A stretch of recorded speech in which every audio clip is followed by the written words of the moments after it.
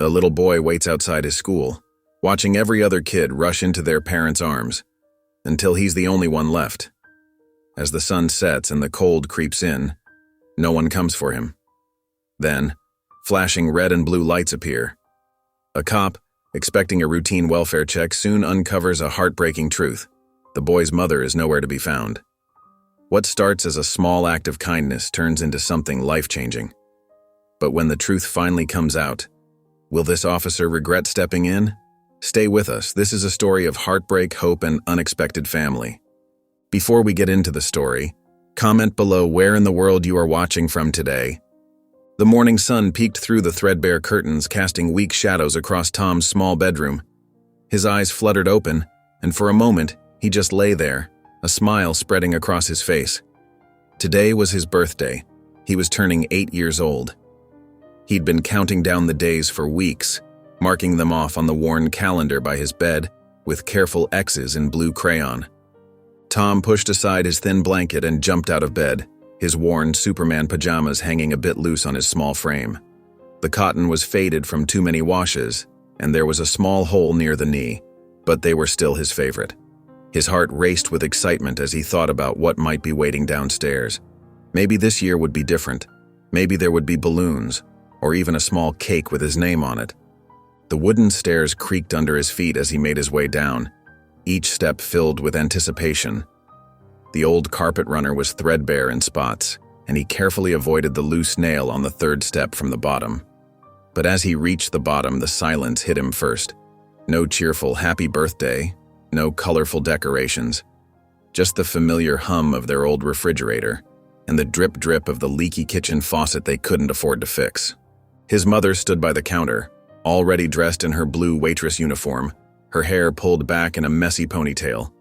Dark circles under her eyes told the story of too many double shifts and sleepless nights. Her shoulders sagged with invisible weight as she barely looked up from her phone, gulping down coffee from a chipped mug that read, "World's Best Mom," a garage sale find from years ago.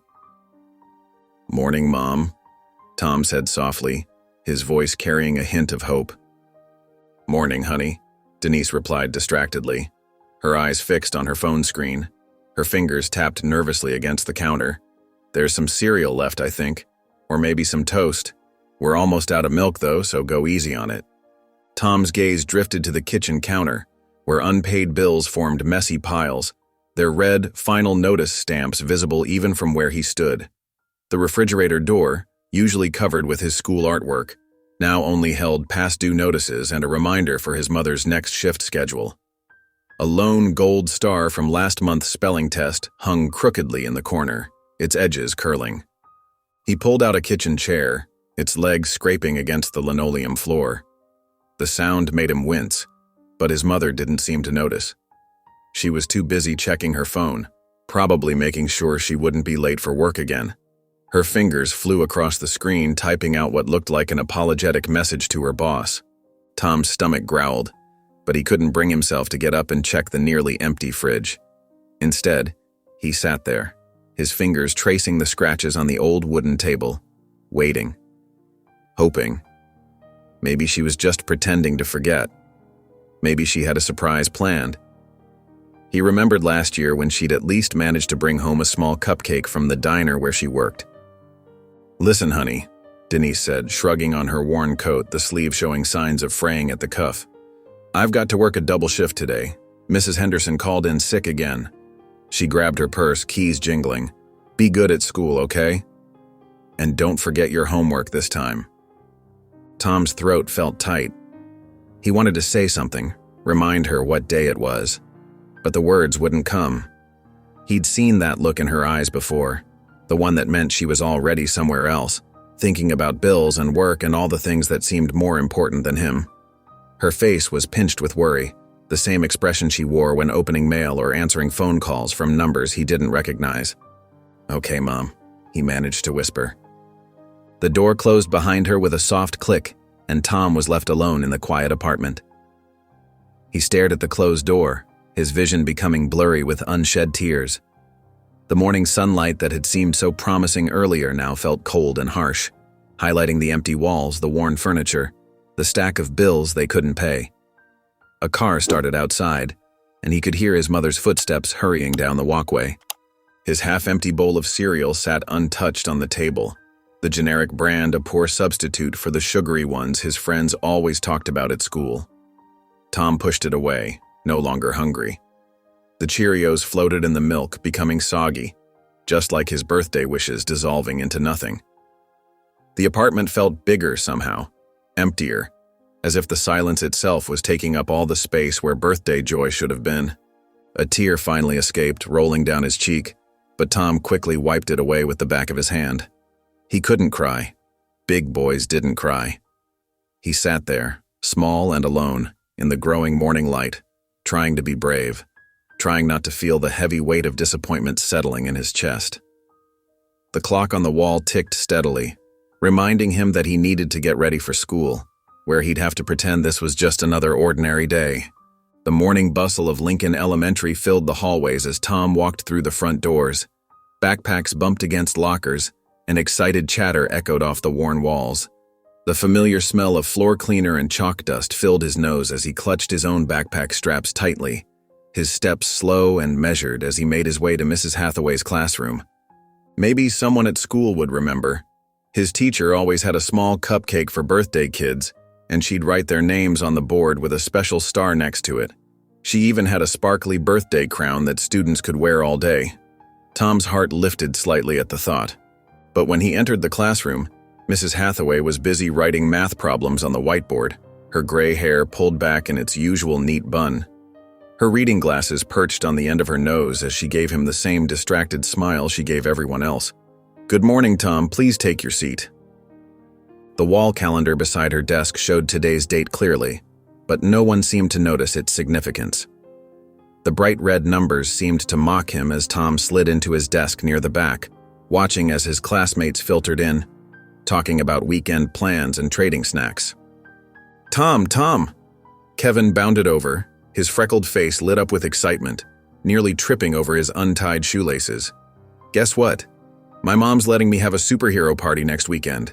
There's gonna be a bounce house and everything." Tom forced a smile, his fingers fidgeting with the corner of his desk. "That's cool, Kevin." "You're invited, of course. Mom says I can have 15 kids this year. She's even getting a professional face painter. And we're gonna have Spider-Man cake and ice cream sundaes." Each word felt like a small pinch to Tom's heart. He nodded, pretending to be interested as Kevin described the elaborate party plans, complete with custom invitations and goodie bags filled with superhero toys and candy. The morning dragged by in a blur of math worksheets and reading assignments. Mrs. Hathaway's voice washed over him as she explained fractions on the whiteboard, but Tom couldn't focus. His eyes kept drifting to the birthday board where student names were displayed in cheerful rainbow colors. His wasn't there. When lunchtime came, Tom carried his wrinkled paper bag to his usual spot in the cafeteria. The sandwich inside was slightly squashed, made hastily this morning before his mother left for her early shift. The peanut butter stuck to the roof of his mouth as he chewed. A few tables over, a group of girls giggled over party planning details. "My mom ordered a 3-tier cake with sparklers on top. Are you having it at the new arcade? I heard they have laser tag now. Everyone from class is invited. We're gonna have matching t-shirts." Tom took small bites of his sandwich, each one harder to swallow than the last. The apple in his lunch bag had started to brown where it was bruised. He could tell them it was his birthday. Maybe they'd sing to him, or share their snacks. But the thought of their pitying looks, their rushed, happy birthdays, made his stomach twist into knots. The afternoon classes felt endless. Tom watched the clock above the door, willing the hands to move faster. His mother usually worked doubles on Thursdays at the diner, but today was different, right? She must have remembered by now. Maybe she'd arranged to leave work early to make up for the morning. When the final bell rang, Tom was the first one out of his seat. He rushed through the hallways, dodging younger kids and teachers calling for everyone to slow down. His sneakers squeaked against the freshly waxed floor as his heart pounded with each step. He pushed through the heavy front doors into the warm afternoon sunshine. The schoolyard was filling with parents and caregivers. Minivans and SUVs lined the curb, and kids ran to meet their families with open arms. A kindergartner jumped into his father's arms, showing off a painting he'd made with glitter and macaroni. 2 girls skipped toward their mother, who was holding bright pink balloon bouquets, probably for a birthday party. Tom stood on his tiptoes, scanning the crowd. His eyes darted from face to face, looking for his mother's familiar blue waitress uniform and tired smile. But as the crowd thinned and more cars pulled away, leaving empty spaces along the curb, his shoulders began to sink. The afternoon sun felt a little less warm. She wasn't there. The afternoon sun cast long shadows across the school's front steps as Tom stood waiting, his backpack feeling heavier with each passing minute. He shifted from foot to foot, scanning the parking lot every time a car pulled up, the straps of his bag digging into his shoulders. His heart would leap, then sink as another parent collected another child, but never him. The sound of laughter and excited chatter from his departing classmates only made the waiting harder. "Bye, Tom," Kevin waved as he ran to his mother's minivan, his untied shoelaces bouncing. "See you tomorrow." Tom managed a small wave back, his arm feeling heavy as lead. He watched as Kevin's mom helped him buckle in, ruffling his hair affectionately and placing a quick kiss on his forehead. The van pulled away, joining the steady stream of departing vehicles, its brake lights glowing red in the afternoon sun. 4 o'clock came and went. The crowd of waiting children thinned out rapidly, like leaves scattered by an autumn wind. Tom sat down on the cold concrete steps, pulling his knees to his chest and wrapping his arms around them. Maybe his mom's boss had made her work later than usual. Maybe she was stuck in traffic on the highway again.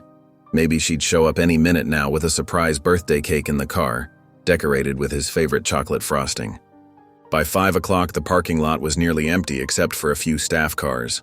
The autumn air grew crisp and bitter, and Tom pulled his thin jacket tighter around his shoulders, wishing he'd worn his warmer coat. His stomach growled loudly in the quiet. He hadn't eaten much of his lunch, too caught up in his disappointment when his mom hadn't shown up with the cupcakes she'd promised. The school's shadow stretched longer across the ground like a giant sundial, and the first hints of sunset painted the sky in soft oranges and pinks, streaked with wispy clouds. Inside the school office, Ms. Jensen was gathering her things, organizing papers into neat stacks, when she glanced out the window. Her brow furrowed deeply as she spotted Tom's small figure still huddled on the steps, looking more alone than any child should. She'd noticed him waiting there several times before, but never this late. Something wasn't right, and her years of experience told her this wasn't just a simple case of running late. Tom jumped slightly when the heavy front door creaked open behind him, the sound echoing in the empty schoolyard. Ms. Jensen's sensible shoes clicked against the concrete as she approached, each step measured and purposeful. "Tom, sweetheart, where's your mom?" Her voice was gentle but concerned, wrapped in warmth that belied her usually stern demeanor. She'd always been kind to him, even if she seemed strict with other students, as if she sensed something in him that needed extra care. Tom shrugged, trying to appear casual though his shoulders trembled slightly. "She's probably just running late. She works really hard at the diner," he added, as if defending her absence. Ms. Jensen checked her watch, her lips pressing into a thin line. The sky was darkening now, streaked with deeper purples, and the temperature was dropping steadily.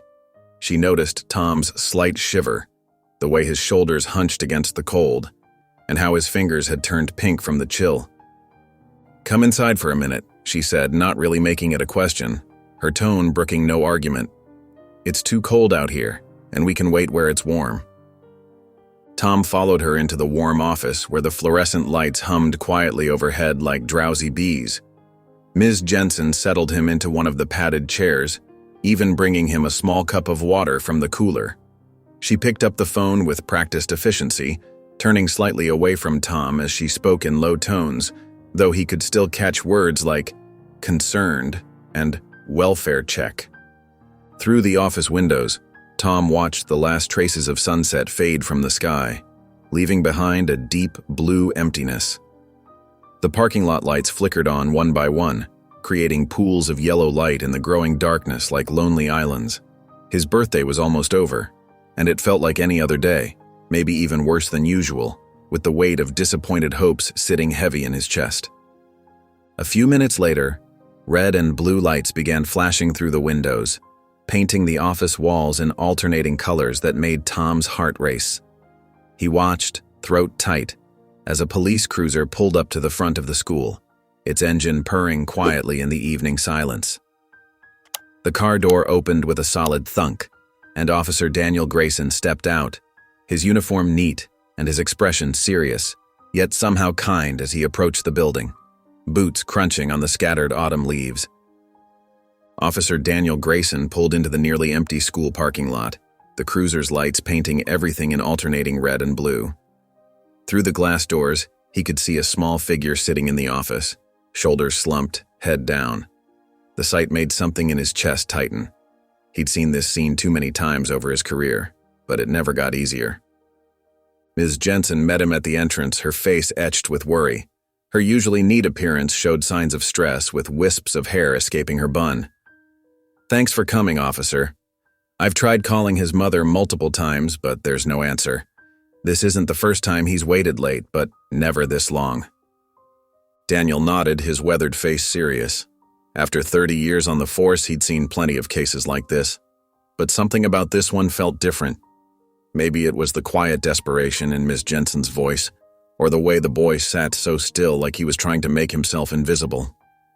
Inside the office, Tom looked even smaller up close. His backpack sat at his feet, scuffed and worn at the corners, and his thin jacket wasn't nearly enough for the chilly evening. Daniel noticed the boy's worn sneakers, the slight tremor in his hands from the cold, the way his socks didn't quite match. "Tom?" Daniel kept his voice gentle as he crouched down to the boy's eye level, ignoring the protest in his aging knees. "I'm Officer Grayson, but you can call me Daniel." Tom glanced up briefly, then back down at his hands, which were clasped tightly in his lap. "Hi," he whispered, his voice barely audible in the quiet office. "Ms. Jensen tells me your mom hasn't picked you up yet." Daniel studied the boy's face, noting the resigned look in his eyes, the look of a kid who'd learned not to expect too much. Dark circles under those eyes told their own story. "Have you eaten anything?" Tom shook his head slowly, his fingers fidgeting with a loose thread on his jacket sleeve. Daniel should have been reaching for his phone right now, making the call to social services. It was protocol, a child left alone for hours, no parent in sight. But something made him hesitate.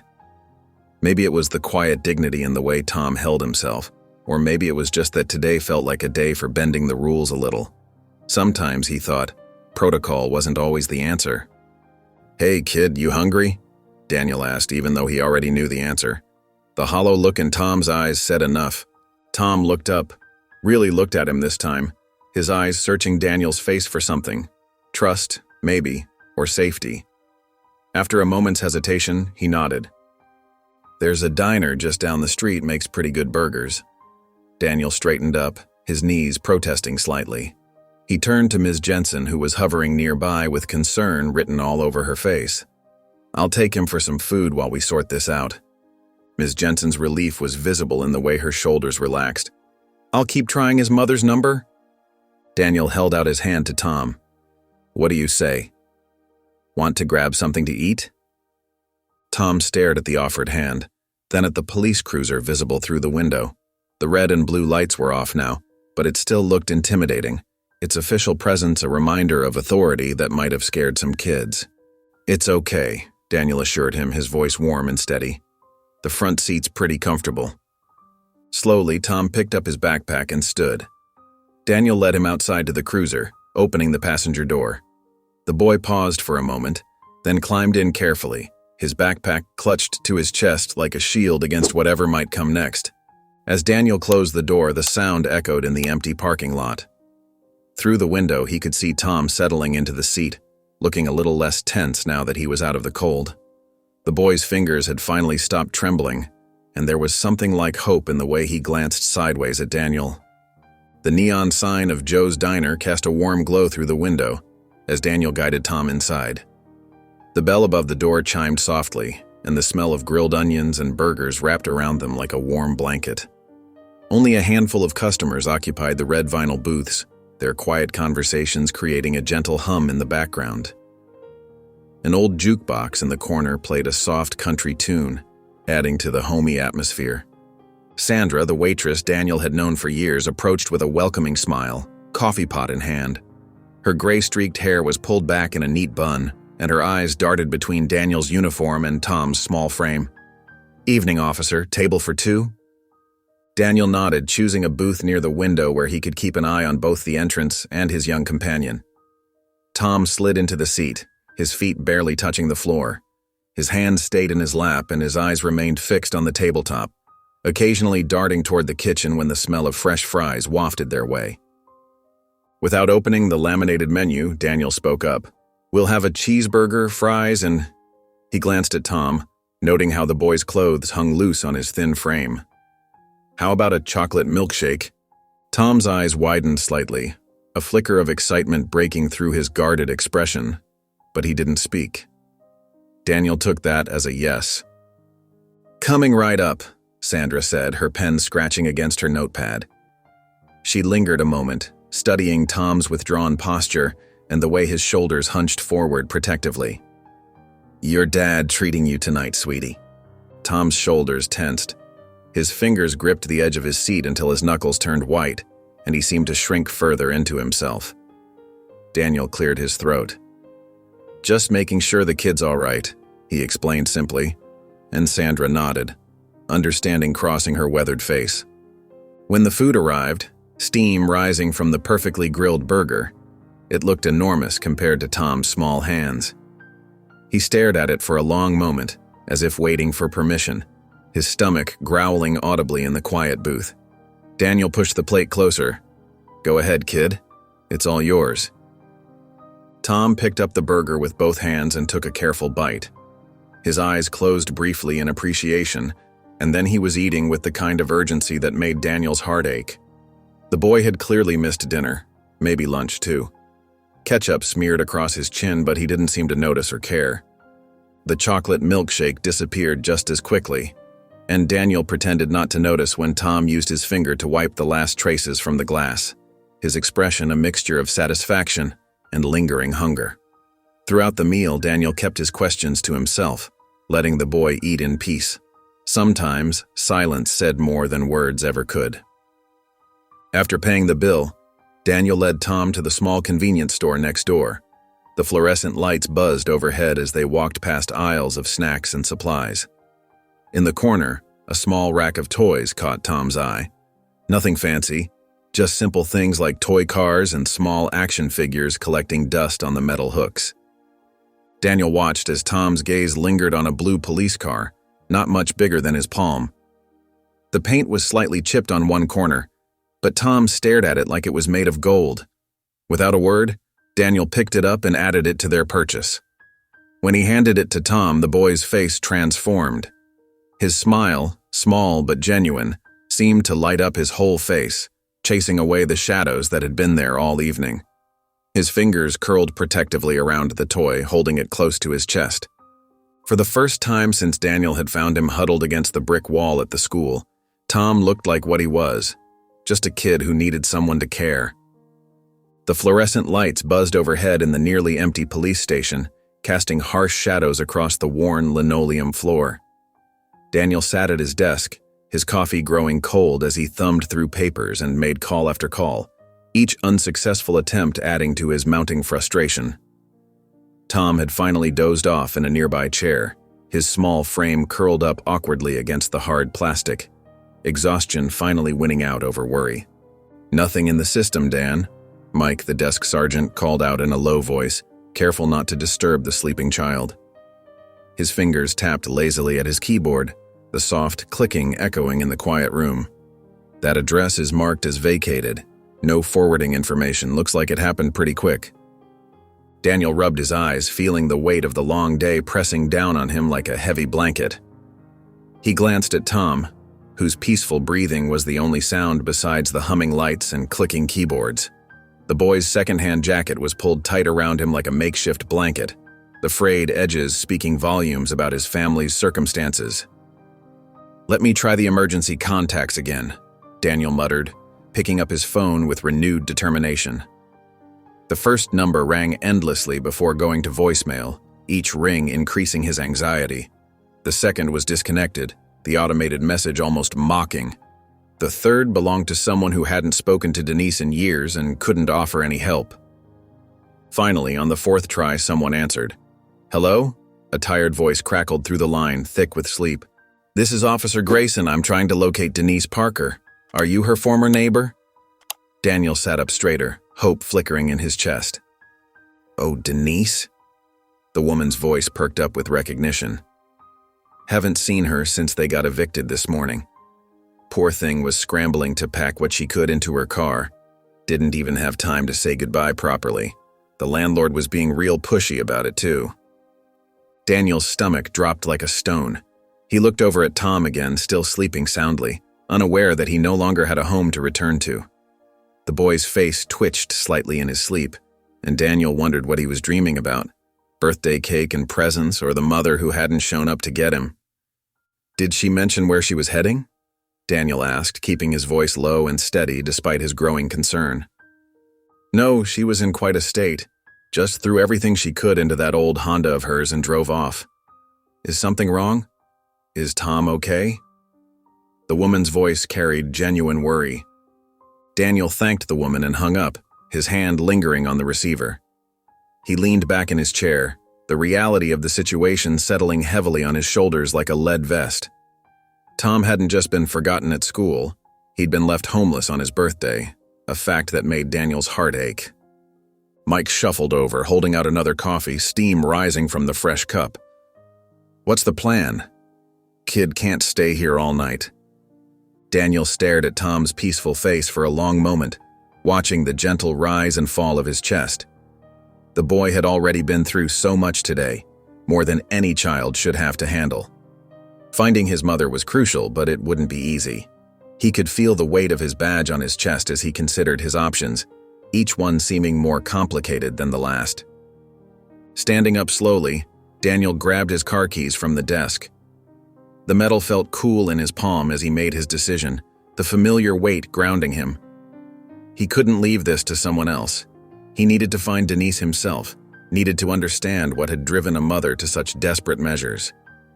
"Keep an eye on him," Daniel whispered to Mike, nodding toward Tom. "I'm going to check some places myself. There aren't many places a desperate mother could go at this hour. She's got to be somewhere in the city." The desk sergeant nodded, understanding in his tired eyes. As Daniel pulled on his jacket, adjusting the collar against the night chill, he took one last look at Tom. The boy shifted slightly in his sleep, mumbling something unintelligible, and Daniel's resolve strengthened. Somewhere out there, Denise Parker was probably just as lost and scared as her son, trying to figure out her next move. He was going to find her, no matter how long it took. The city streets were eerily quiet at this hour, broken only by the soft purr of Daniel's cruiser. Streetlights cast long shadows across empty sidewalks as he drove, his tired eyes scanning every corner and alley. In the back seat, Tom slept soundly, his small body rising and falling with each breath, his face peaceful despite the worry that had brought them here. Daniel had been at this for hours now, every shelter, every soup kitchen, every place he could think of where someone might go when they had nowhere else. The dashboard clock blinked 11:45 p.m., mocking his failed attempts. His coffee had gone cold hours ago, forgotten in the cup holder as his concern grew. "Come on, Denise," he muttered, turning down another dim street. "Where are you? Your boy needs you." He pulled up to St. Mary's Shelter, but the night volunteer just shook her head at Denise's photo, her expression sympathetic but unhelpful. The same response at the Women's Center 3 blocks over. Dead end after dead end, each one weighing heavier on his shoulders. Near midnight in a particularly run-down part of town, Daniel spotted an old man huddled in a doorway. The man's gray beard was matted, his clothes worn thin, but his eyes were alert and watchful. Daniel parked and approached slowly, badge visible, one hand raised in a peaceful gesture. "Evening, sir." Daniel kept his voice gentle. "Wonder if you might help me?" He held up Denise's photo under his flashlight beam. "Looking for this woman. She's got a young boy waiting for her. He misses his mama something fierce." The old man squinted at the picture, then looked up at Daniel with rheumy eyes. "Might have seen her," he said, voice rough from disuse. "Young thing, looked scared. Carrying some bags? Had that same tired look they all get. Daniel's heart quickened. That's right. When? Few hours back. The man pointed a gnarled finger toward the east, his hand trembling slightly in the cold. Old parking lot behind the closed-down grocery store. Saw a car pull in there, didn't come back out. Poor thing looked lost. Thank you, Daniel said sincerely, pressing a 20 into the man's weathered hand. Get yourself something warm to eat. You might have just helped more than you know. Back in his cruiser, Daniel headed east, checking on Tom in the rearview mirror. The abandoned grocery store loomed ahead, its empty windows like dark eyes staring out into the night. He turned into the back lot, sweeping his headlights across the cracked pavement, hope and dread mixing in his chest. There, tucked between two dumpsters, was a small blue sedan, its paint dulled by road dust. Daniel's heart sank as he noticed the blanket-covered figure in the reclined driver's seat. He parked nearby, leaving his headlights on to illuminate the area, casting long shadows across the empty lot. Stepping out into the cold night air, Daniel approached the car carefully, his footsteps crunching on scattered gravel. Through the window, he could make out Denise's face, drawn even in sleep, tear tracks still visible on her cheeks.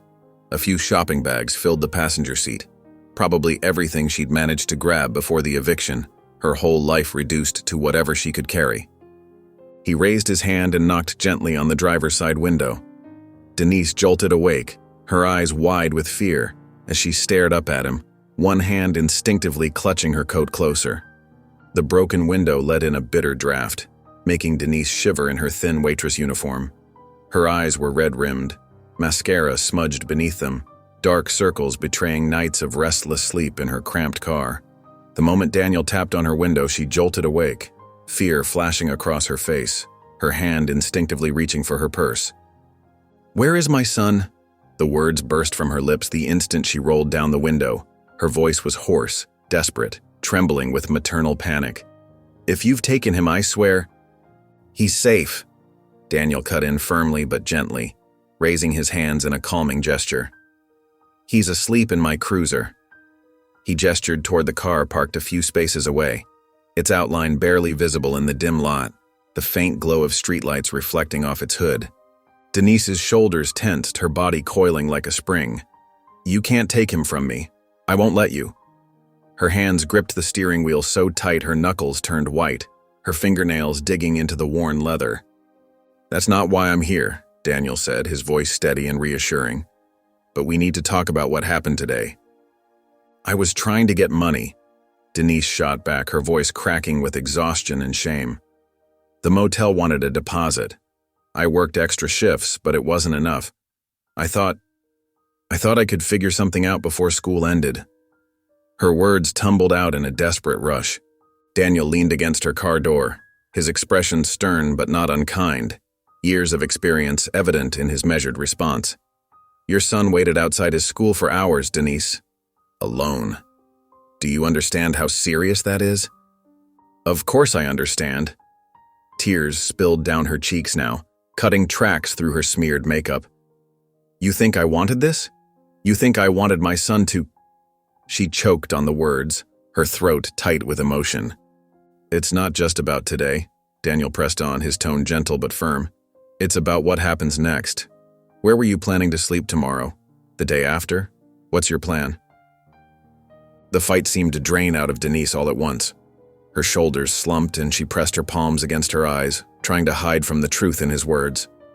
"I was trying," she whispered, her voice barely audible. "I was trying so hard, but everything I couldn't keep up. The bills, the rent, everything just kept piling up and A sob escaped her, raw and broken. "I couldn't keep up." Daniel's expression softened as he watched this broken woman finally let her walls crumble, her facade of strength giving way to the weight of her struggles. "He needs you, Denise," he said quietly, compassion warming his weathered features. "But you need help." Denise nodded, tears flowing freely now, her breath coming in shaky gasps. For the first time since losing their home, since everything started falling apart, she allowed herself to admit the truth. She couldn't do this alone anymore. The realization was both terrifying and somehow liberating. The heater in Daniel's cruiser hummed softly, creating a cocoon of warmth against the biting cold outside. Occasional snowflakes drifted past the windshield, illuminated by the streetlights. In the back seat, Tom slept soundly, his small chest rising and falling with each peaceful breath, his face relaxed for the first time that day. Denise sat in the passenger seat, her body tense, her hands fidgeting in her lap as she twisted a loose thread from her worn jacket. "You can't keep living like this," Daniel said quietly, his voice firm but gentle. The concern in his eyes reflected in the dashboard lights. "It's not safe for either of you." Denise's jaw clenched, a muscle twitching at the corner. "We don't need charity. I can figure this out on my own." "Can you?" Daniel glanced at Tom in the rearview mirror, his expression softening at the sight of the sleeping boy. "Because today, your son spent hours alone outside his school. He hadn't eaten since breakfast, and it's his birthday, Denise." She flinched as if he'd struck her, shoulders hunching inward. Tears welled up in her eyes, but she blinked them away furiously, pressing her lips together to keep them from trembling. "You think I don't know that? You think I wanted this?" "What I think," Daniel said carefully, choosing his words with deliberate precision, "is that this isn't about pride anymore. This is about your kid." The silence stretched between them, broken only by Tom's soft breathing and the steady thrum of the heater. Denise stared out the window, her reflection showing the internal battle playing across her face as streetlights cast shifting shadows. "I know people who can help," Daniel continued, his weathered hands steady on the steering wheel. "There are programs, resources." "I don't want your pity," Denise interrupted, her voice barely above a whisper, raw with emotion. Daniel turned to face her fully, his eyes holding a mixture of compassion and determination. "Then prove you don't need it. Show me you're willing to do whatever it takes to give that boy the life he deserves." Denise looked back at Tom, her expression softening as she watched her son sleep peacefully. After a long moment, she nodded slowly, defeat and resignation evident in the slump of her shoulders. "What's your plan?" "For tonight? A motel. Somewhere warm and safe. We'll figure out the rest tomorrow." "Just for tonight," Denise agreed reluctantly, wrapping her arms around herself. Daniel drove them to a modest but clean motel on the outskirts of town, its neon vacancy sign casting a red glow through the falling snow. He paid for the room himself, ignoring Denise's protests. Tom barely stirred as Daniel carried him inside, the boy's head resting trustingly against his shoulder as he laid him gently on one of the twin beds. Denise stood in the doorway watching her son sleep, her face a mixture of love and regret. The room wasn't much, just 2 beds, a small TV, and dated wallpaper with faded flowers, but it was warm and dry. She sat on the edge of Tom's bed, brushing his hair back from his forehead with trembling fingers. "I'll fix this, baby," she whispered, her voice thick with emotion and unshed tears. "I promise." The medical clinic's fluorescent lights buzzed overhead as Denise sat in the waiting room, her shoulders tense beneath the weight of anticipation. Her borrowed clothes felt stiff and unfamiliar against her skin, but at least they were clean and professional, a far cry from what she'd been wearing these past few months. She watched other people come and go, their faces blurring together as she kept her hands clasped tightly in her lap to hide their trembling. The faint smell of antiseptic in the air brought back memories of better days. The young receptionist, absorbed in whatever was on her computer screen, barely looked up when Denise approached the desk. Her long fingernails clicked against the keyboard as she spoke. "Dr. Ellis will be with you shortly," she said flatly, sliding a clipboard across the counter with practiced indifference. Denise filled out the application carefully, making sure her handwriting was neat and legible. Each question about her employment history made her heart beat faster, her pen hesitating over the gaps in her timeline. She focused on the good parts, her training, her certifications, the years she'd spent helping people. The memories of grateful parents and recovering children helped steady her hand. "Mrs. Parker?" a warm voice called out. Dr. Margaret Ellis stood in the doorway, her silver hair neatly styled, and her white coat crisp and spotless. Her smile reached her eyes, creating gentle crinkles at the corners that immediately put Denise at ease. Something about her presence radiated both authority and kindness. "Please, come in." Dr. Ellis gestured toward her office. The room was small but organized, with medical texts lining the shelves and a few cheerful plants soaking up sunlight on the windowsill. A framed medical degree hung proudly on one wall, alongside several children's drawings.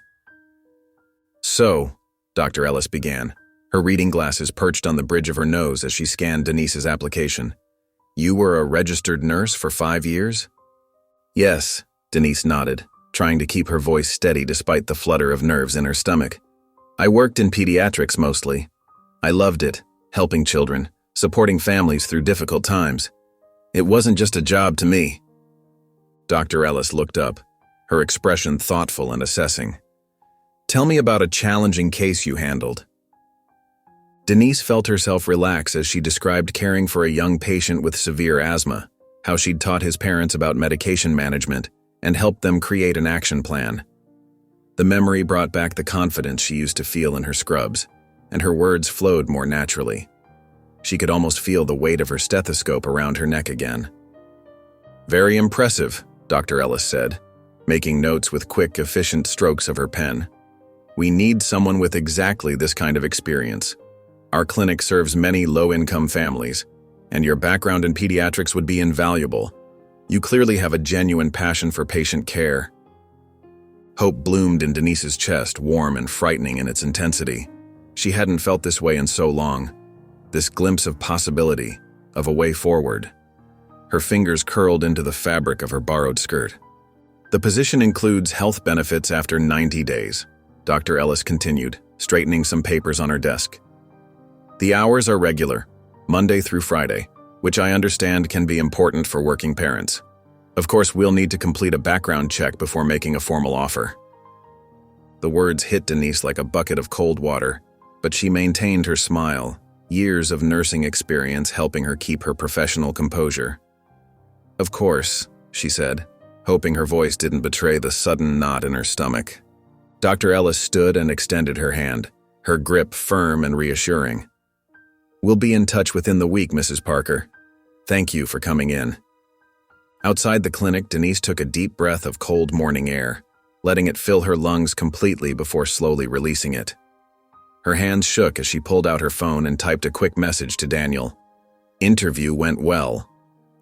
She stared at those 3 words for a moment, wondering if they would turn out to be true. The afternoon sun filtered through the thin motel curtains, casting long shadows across the worn carpet. The faded yellow light only emphasized the shabbiness of the room. Denise sat on the edge of the bed, her phone clutched tightly in her hands. She'd been staring at it for hours, willing it to ring with good news from the clinic. Her stomach churned with each passing minute. Tom sat cross-legged on the floor, his colored pencils scattered around him as he worked on another drawing. The scratching of his pencils was the only sound in the room, besides the occasional rumble of cars passing outside. Every now and then he'd pause to study his work, his tongue poking out in concentration. Her phone buzzed, making her jump. It was Daniel. "Any word yet?" His gruff voice came through the speaker, tinged with genuine concern.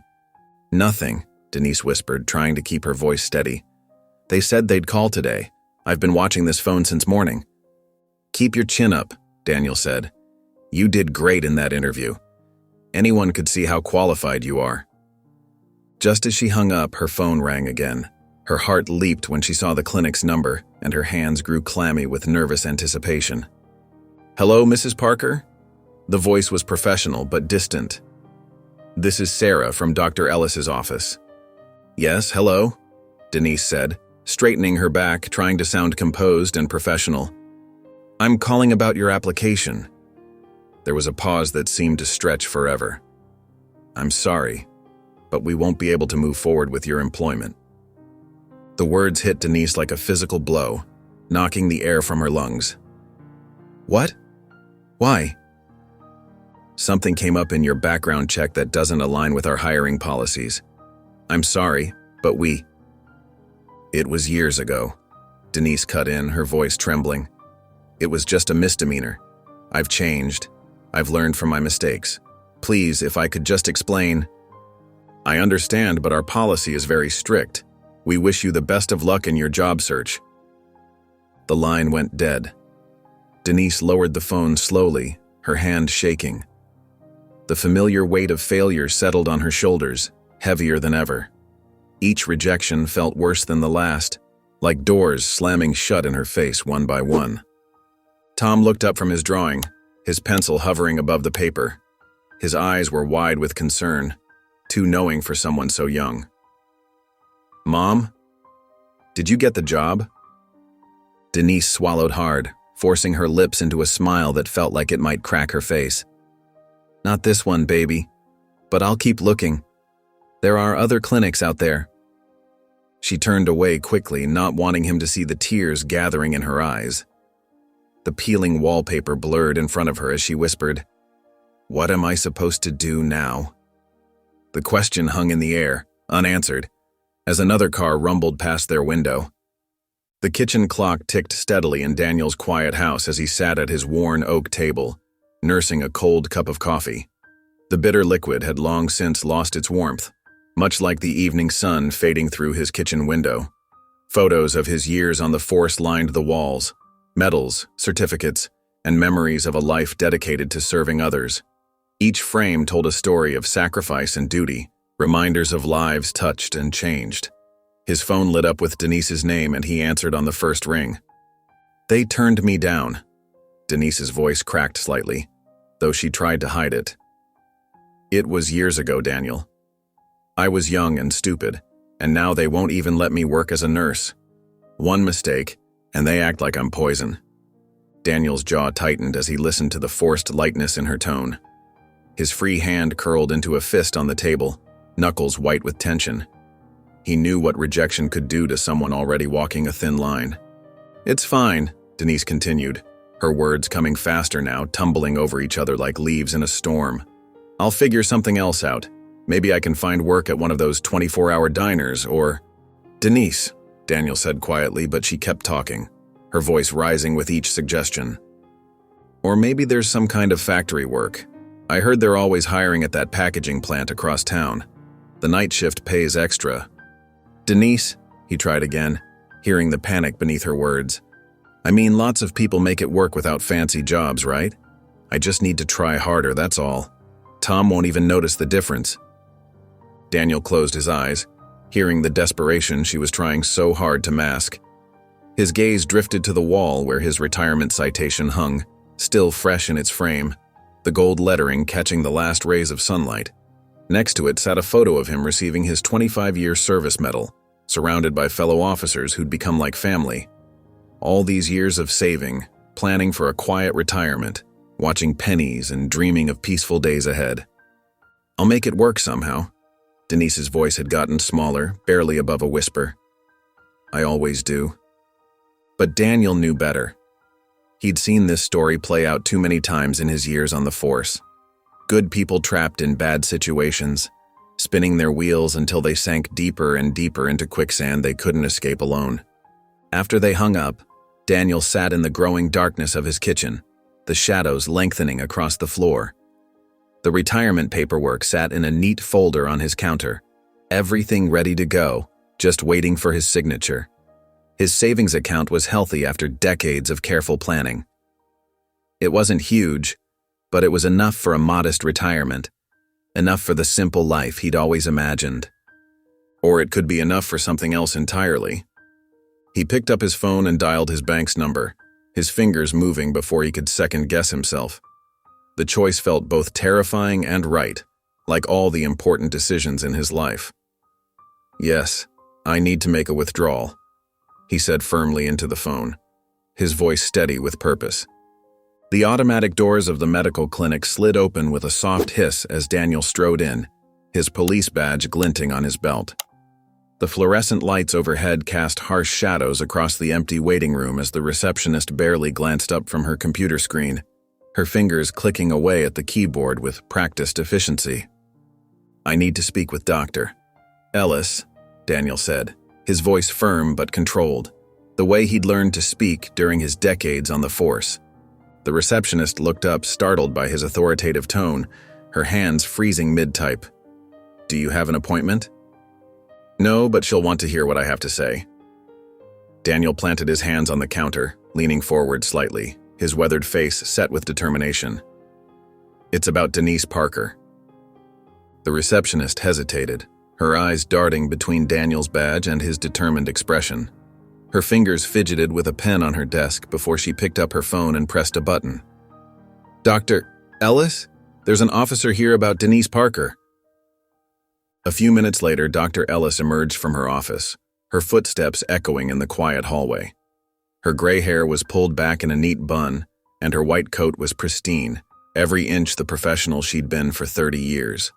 She recognized Daniel immediately, her expression shifting from professional curiosity to understanding. "Officer Grayson," she said, gesturing toward her office. "Please, come in." Once inside the small but well-organized office, Daniel didn't waste time with pleasantries. "You need a good nurse. She is one. What's the problem?" Dr. Ellis sighed, settling into her chair with a slight creak. "Officer Grayson, I understand your concern. Denise showed remarkable potential in her interview, but company policy is very clear about hiring individuals with criminal records." Her fingers absently straightened a stack of papers on her desk. "That was over a decade ago," Daniel countered, his voice rising slightly, passion seeping through his professional demeanor. "It has nothing to do with the kind of nurse she is today." "I agree with you, Doctor," Ellis said softly, genuine regret lacing her words. "But it's out of my hands. The policy exists to protect our patients in our clinic. I can't make exceptions no matter how much I might want to." Daniel studied her face, noting the genuine regret in her eyes. But behind that regret was an unmistakable finality, the kind he'd seen countless times in his career. This wasn't a battle he could win with words or authority. "Thank you for your time," he said stiffly, rising from his chair, the legs scraping against the floor. Outside in the parking lot, the afternoon sun beating down on his shoulders, Daniel pulled out his phone. His retirement savings had been untouched for years, growing steadily for a future he'd never really planned. Now, finally, he knew exactly what to do with it. The thought filled him with unexpected peace. He dialed his bank's number, his decision already made, his fingers steady and sure. "This is Daniel Grayson. I need to make a withdrawal." The rental office was small and stuffy, with yellowing blinds that filtered the midday sun through dusty slats. Daniel sat across from Mr. Carter, whose weathered face and calculating eyes spoke of decades in the rental business. A desk fan whirred quietly in the corner, pushing around warm air and rustling loose papers on the cluttered desk. "So," Mr. Carter leaned back in his creaking chair, adjusting his wire-rimmed glasses. "Tell me about these tenants of yours." Daniel met his gaze steadily, his hands clasped loosely in his lap. "Single mother, one kid. They've hit a rough patch, but she's a trained nurse. She'll be back on her feet soon. Good people who just need a break." Mr. Carter's laugh was dry and humorless, the sound of someone who'd heard it all before. "Heard that one before. Seems like everyone's just down on their luck these days. Bad credit?" "Probably."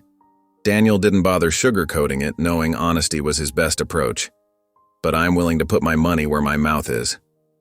He reached into his jacket and pulled out an envelope thick with cash, the paper slightly worn from being carried. The landlord's eyebrows rose slightly as Daniel placed it on the desk between them, the sound of it hitting the wooden surface oddly final. "Deposit and first 6 months' rent in advance." Daniel's voice was firm, unwavering. "All they need is a chance, one opportunity to prove themselves." Mr. Carter picked up the envelope, thumbing through the bills with practiced fingers that spoke of countless similar transactions. "You're either crazy or you really trust this woman. Not many would stick their neck out like this." "Yeah, I do." Daniel didn't hesitate, his conviction evident in every word. The landlord studied him for a long moment, then set the money aside and pulled out a lease agreement from a stack of papers. He slid it across the desk, along with a scratched but serviceable pen. "Sign here as guarantor," Mr. Carter said, tapping a line near the bottom with his index finger. "But let me tell you something. I've been doing this 30 years, seen all kinds come and go. People don't change just because you believe in them. Daniel picked up the pen, its weight familiar in his hand. Maybe not. But having someone believe in them, that's usually where it starts. Sometimes that's all it takes to turn things around. He signed his name quickly, pushing the paper back across the desk. Mr. Carter shrugged and added his own signature, then handed Daniel a set of keys that jingled softly in the quiet room. Apartment 2B, it's not fancy, but it's clean. Utilities included. He paused, studying Daniel's face. You really think she's worth all this? Daniel stood up, pocketing the keys with care. Her son is... He walked to the door, stopping to look at the apartment complex next door through the grimy window. It was modest, but well-maintained, with small balconies and neat flower boxes in the windows. Kids' bikes were chained to a rack near the entrance, and a few potted plants decorated the walkway. A fresh start waiting to happen. Taking a deep breath, Daniel felt the weight of his decision, and the lightness that came with knowing it was the right one. Some risks were worth taking, especially when a child's future hung in the balance. The family courtroom felt massive and intimidating, with its imposing dark wood panels reaching toward the high ceiling and rows of empty benches stretching back into the shadowy depths of the cavernous space. Denise Parker sat rigidly in her borrowed navy blazer, her fingers intertwined with her son Tom's smaller ones. The air felt thick with tension, the weight of their uncertain future palpable. Judge Monroe peered down from her elevated bench, her reading glasses perched precariously on the edge of her nose as she carefully reviewed the case file before her. Mrs. Lane, the stern-faced social worker, stood at the podium, her voice crisp and professional as she presented her assessment. Your Honor, while Ms. Parker's intentions may be good, the facts remain concerning. Her recent eviction, unstable employment history, and a prior record all indicate an environment that's less than ideal for a young child like her son. Denise's grip on Tom's hand tightened reflexively, and she could feel his palm growing sweaty against hers, but she refused to let go. Mrs. Lane continued, her tone measured and unyielding. The state recommends temporary placement until Ms. Parker can demonstrate consistent stability in her life and ability to provide a safe, nurturing home. The judge turned her stern, evaluating gaze directly onto Denise. Ms. Parker, do you have anything to say in response to the recommendations presented by the state? Denise stood slowly, her legs shaking slightly with nerves, but when she spoke, her voice came out clear and steady. Yes, Your Honor. I know I've made mistakes in the past, and I take full responsibility for that. But I have a home now, a real one with a valid lease. I also have a job waiting for me at a local medical clinic. I'm simply asking for the chance to prove that I can do this, that I can be the mother Tom deserves. The judge's expression remained unchanged, her eyes narrowing slightly. And how can we be sure these recent changes in your circumstances will be lasting, Ms. Parker? What assurances can you provide that this isn't just a temporary fix? That's when a familiar figure stepped forward from the back of the crowded courtroom. It was Officer Daniel Grayson, his police uniform pressed and pristine, his badge gleaming under the harsh fluorescent lights. Your Honor, if I may have a moment to speak? The judge gave a slight nod, granting him permission. Daniel cleared his throat before addressing the court. Your Honor, I've been working closely with Ms. Parker and her son Tom for the past week. I've seen firsthand how hard she's been fighting to get her life back on track and provide a stable, loving home for her child. She's not asking for handouts or special treatment. She's simply asking for the opportunity to be the mother she knows she can be. And from what I've witnessed, I believe she deserves that chance. The courtroom fell silent, the weight of Daniel's words hanging in the air. Judge Monroe removed her glasses, studying each face before her. Denise's determined expression, Tom's hopeful eyes, and Daniel's steady, unwavering presence. After what felt like an eternity, the judge spoke again. Based on the evidence presented, and considering Officer Grayson's testimony regarding Ms. Parker's recent efforts and progress, I'm ruling that full custody of the child shall remain with the mother under probationary supervision. The words hung in the air for a moment, their meaning slowly sinking in. Tom's hand squeezed his mother's tight, his face lighting up with relief and joy. However, the judge continued, her tone stern, this ruling comes with several conditions. There will be monthly check-ins with social services, and Ms. Parker must provide proof of stable employment within the next 60 days. One missed appointment, one slip-up, and we'll be right back here. Do you understand, Ms. Parker?" "Yes, Your Honor," Denise managed to say, her voice thick with emotion. "Thank you. I won't let you down." The judge's gavel came down with a sharp crack, signaling the end of the proceedings. Denise pulled Tom close, breathing in the familiar scent of his hair as she held him tight. Together, they walked out of the courtroom, their footsteps echoing on the polished floor, their hands clasped tightly together, a glimmer of hope shining in their eyes. The afternoon sun streamed through dusty windows, casting warm patches of light across the worn wooden floors of the small apartment. Denise Parker stood in the doorway, her hand frozen on the doorknob, taking in the sight before her. The living room wasn't fancy, just a second-hand couch with a slight dip in the middle, a coffee table with slight water rings, and a small TV stand with a few scratches. But it was clean, and most importantly, it was theirs. How did you do this?" Denise's voice trembled as she turned to Daniel, who stood behind her with his hands in his pockets, his police badge catching the sunlight. Daniel shrugged, his weathered face betraying just a hint of satisfaction. "You said you didn't want pity. Consider it a loan." He gestured around the space. "Furniture came with the place. It's not much, but it's a start. The landlord's a good guy, used to work with him on the force." Tom darted past them both, his sneakers squeaking against the floor as he raced down the short hallway. Mom! Exclamation mark. His excited voice echoed through the apartment. "I have my own bed, and there's a bookshelf too."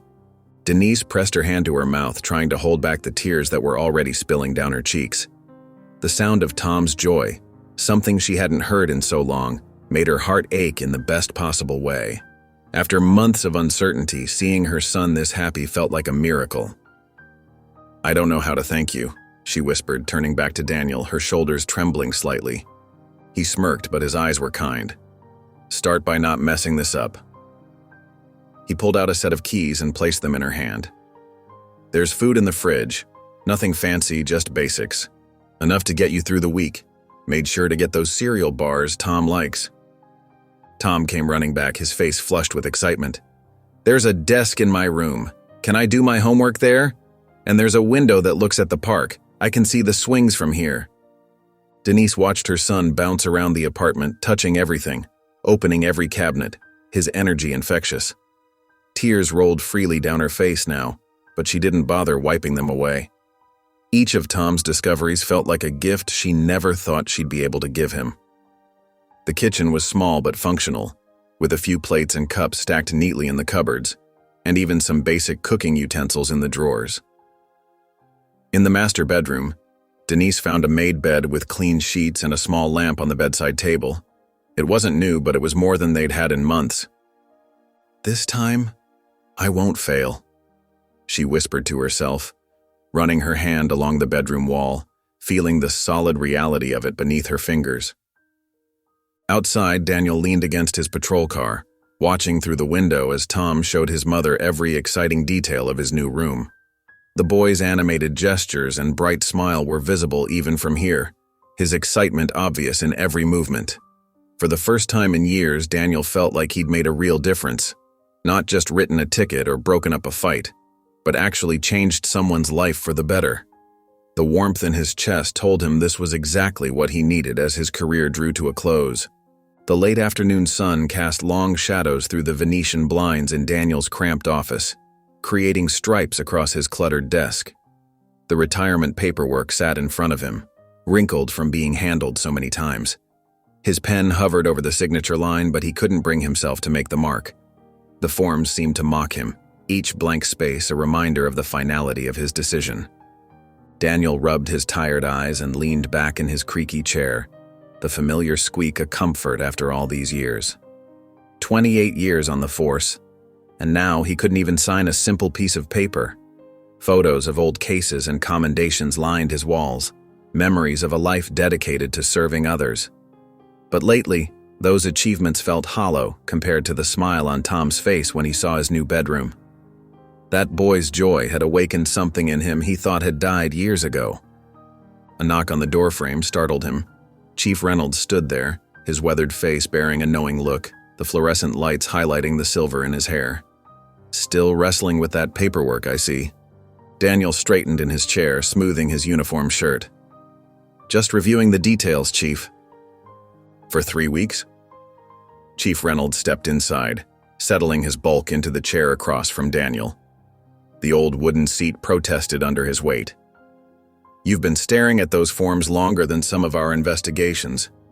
Just want to make sure everything's in order, Daniel mumbled, shuffling the papers between his calloused hands. The chief's eyes narrowed, crow's feet deepening at the corners. This about that kid? The one you won't stop checking in on? Daniel's hands stilled. He thought he'd been subtle about his daily drive-bys of Tom's new apartment, about the way he'd call Denise to follow up on their situation. The concern in his voice when he asked about them probably gave him away. Maybe, he admitted finally, his voice rough with emotion. Chief Reynolds leaned forward, the chair groaning under his weight. His expression softened with understanding. You know, Daniel, I've watched you work for almost 3 decades.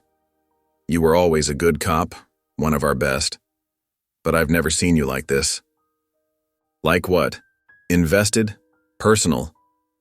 The chief gestured to the retirement notice, his thick fingers tapping the paper. You're not just going through the motions anymore. You found something that matters.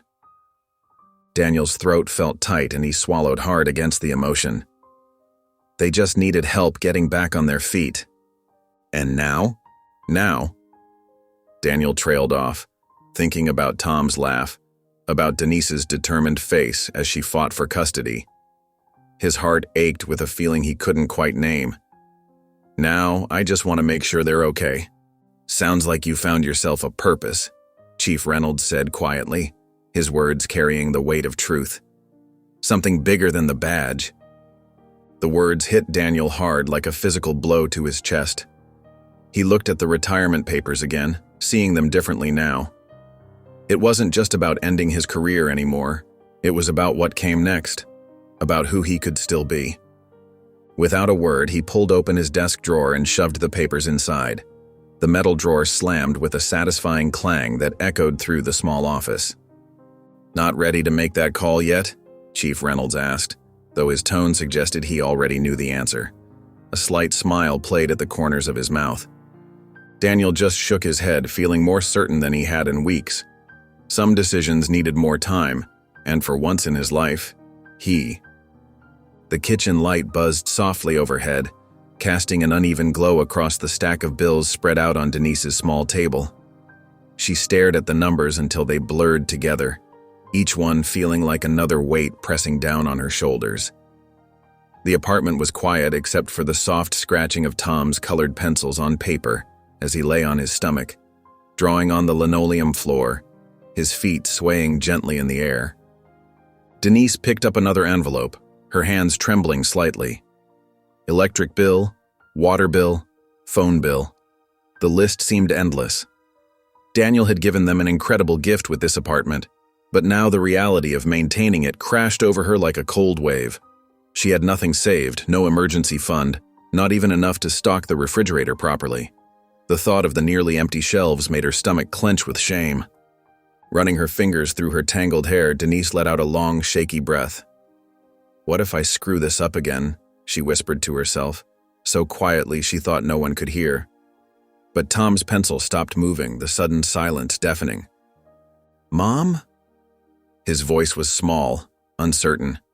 He looked up at her with those big eyes that seemed to see right through her fake smiles, his colored pencil frozen mid-stroke. Denise quickly straightened up, forcing her lips into what she hoped was a reassuring expression. I'm just thinking, baby. Keep drawing. What are you making there? She leaned forward, trying to peek at his artwork. But Tom didn't look convinced. He watched her with that old soul gaze that broke her heart, reminding her of all the times he'd had to be stronger than any 8-year-old should be. She saw him start to say something else, then change his mind and return to his drawing, his small shoulders tense beneath his worn t-shirt. The silence felt heavier now, almost suffocating. Denise's eyes burned as she looked around their bare walls, the white paint seeming to mock their emptiness. This place should feel like a fresh start, but instead she felt paralyzed by fear. Every decision seemed massive. Every dollar spent could be the one that sent them spiraling back into homelessness. The thought made her chest tight with panic, her breath coming in short, shallow gasps. She gathered the bills into a neat pile with shaking hands, trying to hide how close she was to breaking down. The paper edges felt sharp against her fingers, like tiny accusations. Tom shouldn't have to see her like this. He deserved better. Deserved a mother who could handle basic adult responsibilities without falling apart, who could give him the childhood he deserved. A knock at the door made them both jump.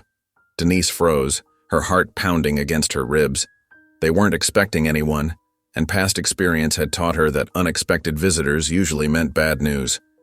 She hesitated, staring at the door as if it might give her answers, while her mind raced through all the possibilities. Another knock, more insistent this time, echoing through the sparse room. "Should I get it?" Tom asked, already starting to stand up, his protective instincts kicking in despite his age. "No, honey, stay there." Denise pushed back from the table, wiping quickly at her eyes with trembling fingers. She walked to the door slowly, each step feeling heavy with dread. Her hand rested on the doorknob as she took a deep breath, trying to prepare herself for whatever waited on the other side. She opened the door to find Daniel standing there, his familiar presence filling the doorframe, his weathered face a mixture of concern and determination. The kitchen's harsh fluorescent light flickered as Daniel set the brown paper bag on the counter with a soft thud. The rustle of the bag seemed loud in the quiet apartment, broken only by the gentle hum of the old refrigerator and the distant sound of traffic filtering through thin walls. "Figured you could use a little help," Daniel said, his voice gruff but kind. He started pulling items from the bag: bread, peanut butter, canned soup, and fresh fruit. The apples gleamed under the unsteady light, their red skin promising sweetness. Denise stood rigid by the table, her arms crossed tightly across her chest, fingers digging into her worn uniform sleeves. "I don't need charity," she said, but her voice wavered slightly. The bills scattered across the table behind her told a different story, past due notices and final warnings creating a paper trail of desperation. Daniel's mouth quirked into a knowing smirk. "It's not charity, it's food. Eat it, or I'll take it back." He continued unpacking the bag as if her protest meant nothing, his weathered hands moving with purpose as he arranged the items on the counter. Tom crept closer from where he'd been watching in the doorway, his eyes wide as Daniel pulled out more items. The boy reached for the loaf of bread, holding it like it was something precious. His face lit up when he spotted the jar of peanut butter and his stomach gave an audible growl. "We have peanut butter too," Tom exclaimed, his excitement cutting through the tension in the room. He hugged the bread to his chest, looking happier than he had in days, his small fingers pressing gentle dents into the soft packaging. Denise watched her son, something crumbling inside her carefully constructed walls. The simple joy on his face over basic groceries made her throat tight. She blinked rapidly, trying to hold back tears that threatened to fall, her chest aching with a mixture of gratitude and shame. Daniel busied himself organizing the cans in the nearly empty cupboard, the metal containers clinking softly as he arranged them by size. He didn't comment on her silence or the way she had to turn away to wipe her eyes with trembling fingers. Tom had already grabbed a plate from the dish rack, practically bouncing as he opened the bread bag. "Can I make a sandwich, Mom?" he asked, hope clear in his voice, his eyes shining with anticipation. "Of course, baby," Denise managed to say, her voice thick with emotion. She watched as Tom carefully spread peanut butter on the fresh bread, his face full of concentration, the tip of his tongue peeking out as he worked to make it perfect. It had been so long since someone had shown them real kindness, not pity, not obligation, but genuine care. The weight of that realization pressed against her chest, making it hard to breathe, reminding her of how far they'd fallen and how much they'd lost. As Tom took his first big bite of the sandwich, making happy humming sounds, Denise finally let her shoulders drop. She drew in a deep breath, then slowly released it, feeling some of the tension leave her body for the first time in days, like a spring slowly unwinding. The apartment still held its challenges. The bills still waited on the table. The future was still uncertain. But for this moment, watching her son enjoy his simple meal, Denise allowed herself to just breathe. The kitchen light continued to flicker overhead, but somehow its harsh glare seemed a little softer now. The fluorescent lights buzzed overhead as Denise adjusted her new blue scrubs in the cramped employee bathroom. Her reflection showed dark circles under her eyes. She'd barely slept last night worrying about today. But the scrubs felt right, like putting on an old, familiar skin she'd almost forgotten. She took a deep breath and stepped into the break room. The chatter died down as several nurses looked up, sizing her up. Some offered small smiles, while others quickly looked away, whispering. Denise's cheeks burned, but she held her head high. "Denise Parker?" Dr. Patel's crisp voice cut through the awkward silence. He stood in the doorway, clipboard in hand, his white coat pristine. "Ready to work?" "Yes," Denise said, proud that her voice didn't shake. But her stomach was doing flips as she followed him out to the nurse's station. "Your first patient is in room 3, Dr. Patel said, handing her the clipboard. 6-year-old female, minor injury. Denise's hands trembled slightly as she read the chart. Inside room 3, a little girl with pigtails sat on the exam table, tears streaming down her face. Her mother hovered nearby, looking worried. "Hi there," Denise said softly, kneeling to the girl's eye level. "I'm Nurse Denise. Can you tell me what happened?" I fell," the girl hiccuped, "on the sidewalk." "That must have hurt," Denise said sympathetically, examining the scraped knee. "You know what? I bet you're really brave." The little girl's tears slowed. "Really?" "Really," Denise smiled, reaching for the antiseptic wipes. "And brave girls get special princess bandages. Would you like that?" The girl nodded eagerly and Denise got to work. Her hands remembered every movement, cleaning the wound, applying antibiotic cream, placing the bandage just right. It felt natural, like she'd never left nursing at all. "All done," Denise announced, helping the girl admire her sparkly new bandage. "You were so brave." The girl beamed, her tears forgotten. Her mother mouthed a grateful, "Thank you," as they left. Denise stood in the empty exam room, letting out a long breath. The nervous butterflies in her stomach had settled. This was where she belonged, helping people, making a difference. She'd forgotten how good it felt. She straightened her scrubs and picked up her next chart. Taking another deep breath, she stepped toward her next patient's room. She was back where she belonged. The afternoon sun cast long shadows across the school playground as kids streamed out of the building, their backpacks bouncing with each step. Tom walked slowly, clutching his worn backpack straps, his eyes scanning the crowd until he spotted Denise's familiar figure standing near Daniel's patrol car. "Tom! Hey, Tom!" Kevin's excited voice rang out behind him. Tom turned to see his friend running over, practically bursting with energy. Kevin's brown hair was messy as usual, and his blue eyes sparkled with excitement. "Guess what? My mom said I could have a birthday sleepover this weekend. There's going to be pizza and movies and everything." Kevin bounced on his toes, grinning from ear to ear. "You have to come. My mom already said it's okay." Tom's heart leaped, but anxiety quickly followed. He glanced over at Denise, who was watching them with a guarded expression. Kevin's mom waved from her minivan, offering a friendly smile that Denise returned stiffly. I don't know," Tom mumbled, scuffing his shoe against the pavement.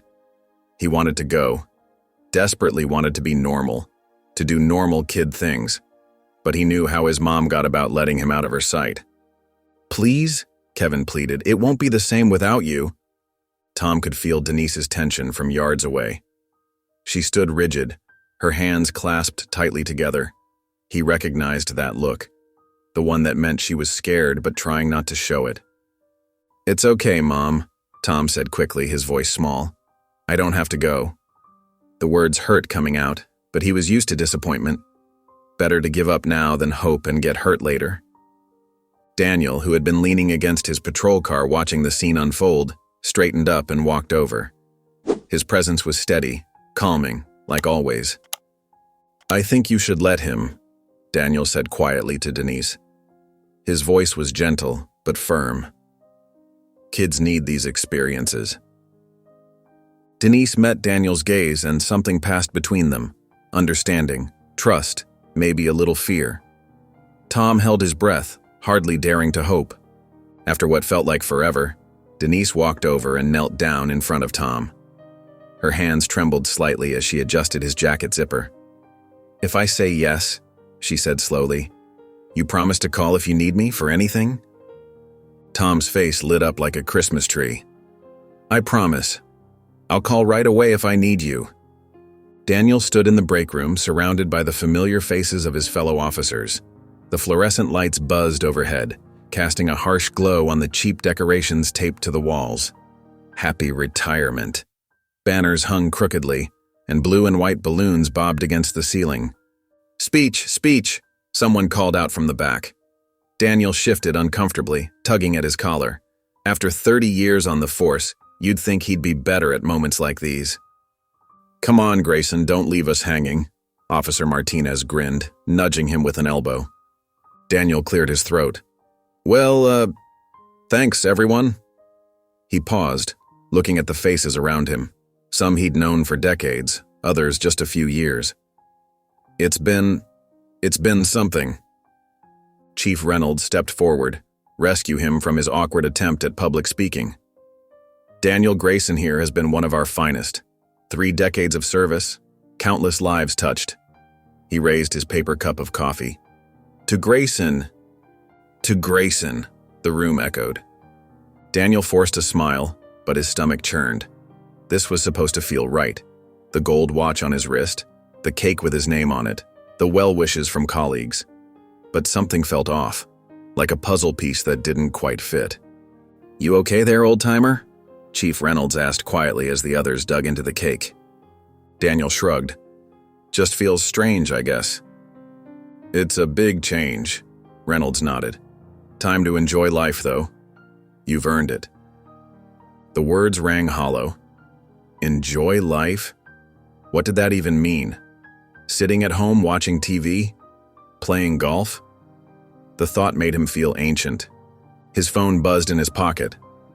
When he pulled it out, Tom's message lit up the screen. "Are you coming over today?" Something warm spread through his chest, melting away the awkwardness of the retirement party. The kid's simple question held more meaning than all the formal goodbyes and congratulations combined. "Look at that smile," Reynolds commented, catching Daniel's expression. "That about the Parker kid?" Daniel nodded, not bothering to hide it. "Yeah, they're good people, Chief." Maybe retirement isn't about stopping, Daniel. Maybe it's about starting something new. Daniel looked up from his phone, really seeing his old friend for the first time that day. Reynolds wasn't just making small talk, he understood. "You always were too smart for your own good," Daniel muttered, making Reynolds laugh. The party continued around them, officers sharing old stories, younger recruits sneaking extra pieces of cake, the usual break room banter. But Daniel felt separate from it all now, like he was already on the other side of an invisible line. He typed back a quick response to Tom. "Wouldn't miss it, kid." The anxiety about retirement began to fade. Maybe he didn't need a badge to make a difference. Maybe what he needed had found him instead. A boy who needed a grandfather figure, a family finding its feet again. For the first time that day, his smile was genuine. The kitchen clock ticked softly in the quiet apartment. Denise sat at the small table, shoulders hunched as she stared at the pile of bills spread before her. The dim light from the overhead fixture cast long shadows across the envelopes marked "Final Notice" in bold red letters. She rubbed her temples, trying to quiet the familiar voice of doubt creeping into her mind. The electricity bill was higher than expected. The grocery money was running low. Each new expense felt like another weight pressing down on her chest. Tom's gentle breathing drifted from his bedroom. She glanced toward his door, her heart clenching. He'd been so happy lately, finally settling into their new home. The thought of disappointing him again made her stomach turn. Standing abruptly, Denise walked to the refrigerator. The light inside illuminated nearly empty shelves. Half a gallon of milk, some wilting vegetables, a few eggs. Her hands began to shake as she closed the door. The familiar panic rose in her chest, threatening to overwhelm her. You always mess things up, the voice in her head whispered.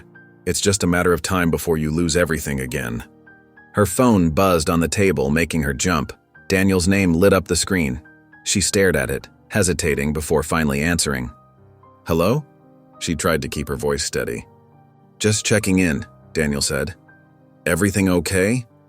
I'm fine, she lied automatically, the words feeling hollow even to her own ears. There was a pause on the other end. Try again, Daniel said quietly. Denise sank back into her chair, the facade crumbling. I don't know if I can do this, she whispered, her voice cracking. The bills keep coming, and I'm barely staying ahead. What if… She swallowed hard. What if I mess everything up again? You don't have to do this alone. Daniel's voice was firm but gentle. Tears slipped down her cheeks as she finally admitted, I'm scared, Daniel. I'm so scared of failing him again. Listen to me, Daniel said. You're not that woman anymore. You can do this. Denise wiped her eyes, clutching the phone like a lifeline as she held on to his words of encouragement. For the first time that night, she allowed herself to believe them. Sunlight streamed through the kitchen window, casting a warm glow across the small breakfast table. Tom bounced in his chair, barely touching his cereal as words tumbled out in an excited rush. His eyes sparkled with anticipation, hands gesturing wildly as he described his dream birthday party. And maybe we could have chocolate cake with sprinkles and those cool candles that don't blow out. Tom's enthusiasm filled the kitchen. Oh, and balloons. Lots of them. Denise clutched her coffee mug tighter, forcing a smile even as guilt gnawed at her stomach. The memory of last year's forgotten birthday hung heavy in the air between them.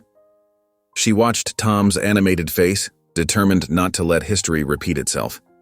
Daniel sat across from them, his own coffee growing cold as he observed the scene. His eyes flickered between mother and son, noting the tension in Denise's shoulders that Tom was too excited to notice. It's gonna be the best birthday ever, right, Mom? Tom looked at her with such pure hope that it made her chest ache. Of course, sweetheart, Denise managed, her voice steady despite her inner turmoil. She reached out to smooth his messy hair, buying herself a moment to compose her features. Daniel cleared his throat. You know, he said casually, setting down his mug. You don't have to do it all alone. Denise's spine stiffened slightly. I can handle it, she said, perhaps too quickly. The words came out sharper than she intended. Just saying. Daniel's voice remained easy, unbothered by her defensive tone. I know a guy who makes a mean barbecue. Best ribs in the city. Tom's eyes grew even wider. Really? Can we have that, Mom? Please? Before Denise could respond, Tom spotted his friend Kevin walking past their window. Can I go play? He asked, already halfway out of his chair. Go ahead. Denise nodded, watching as he rushed outside, screen door banging behind him. The kitchen felt suddenly quiet without Tom's excited chatter. Denise stared into her coffee, feeling Daniel's steady gaze on her. I really can't mess this up, she finally said, her voice barely above a whisper. The admission cost her something, but it felt important to say it out loud.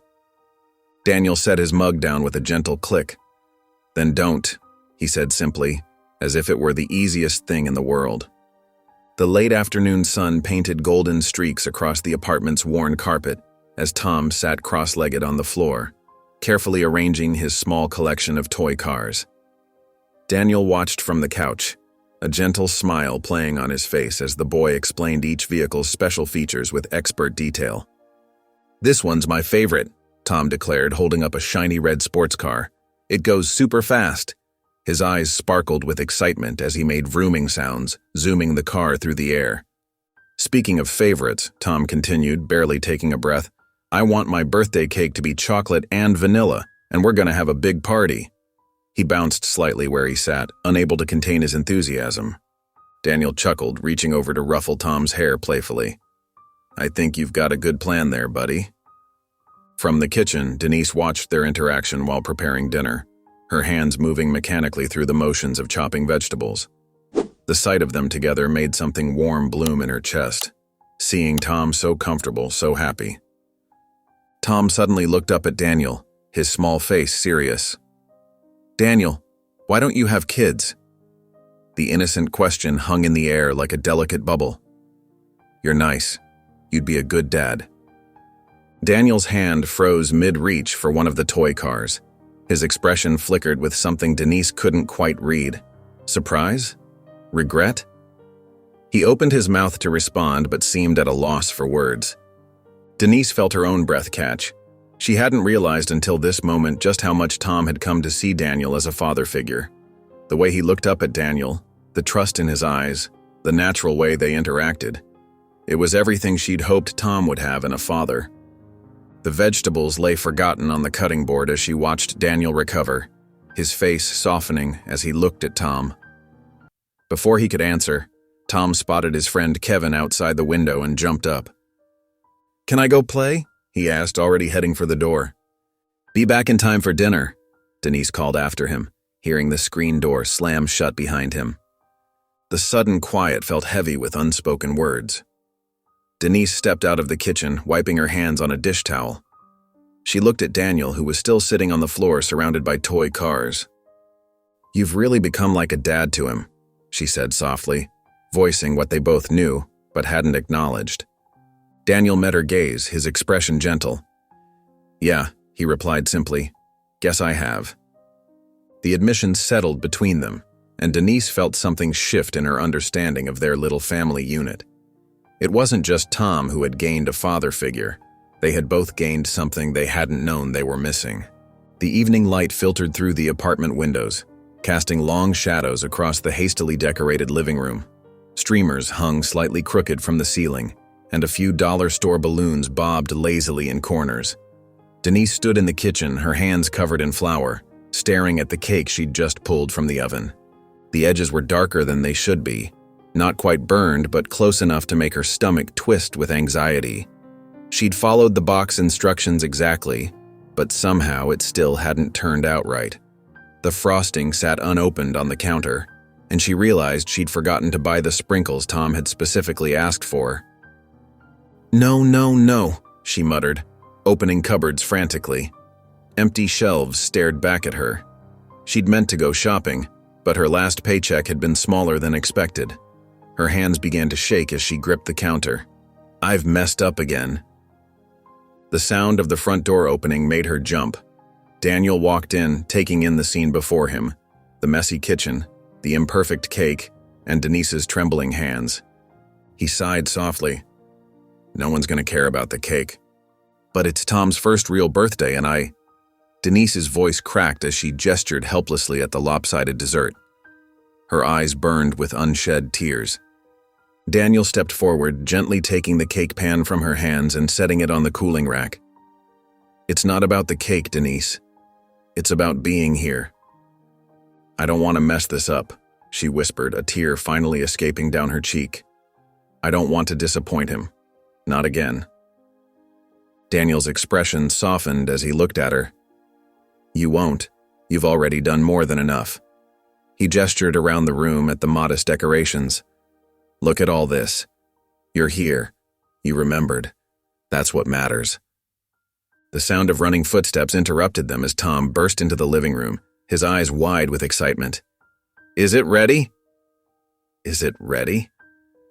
Denise quickly wiped her eyes, managing a genuine smile despite her fears. "It's ready." Tom's face lit up as he looked around the room, taking in the simple decorations and the slightly burned cake with pure joy. In that moment, Denise realized Daniel was right.